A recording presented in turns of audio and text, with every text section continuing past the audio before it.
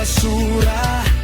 Huwag sirain ang likas na ganda, dahil ang bundok, ilog at dagat ay yaman ng bawat Pilipino. Kapag tayo'y sama-samang nag-ingat, gaganda ang bukas para sa ating lahat.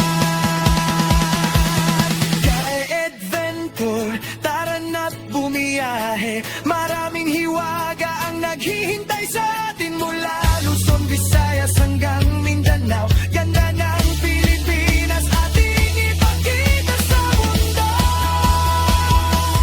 Ka-adventure, sama-sama tayo, nagbay matuto at makiisa tayo. Sa bawat lugar na ating pupuntahan, kalikasan ay mahalin at pangalagaan. Ka-adventure, lakbay ng kaalaman, saya ating inspirasyon. Ka-adventure,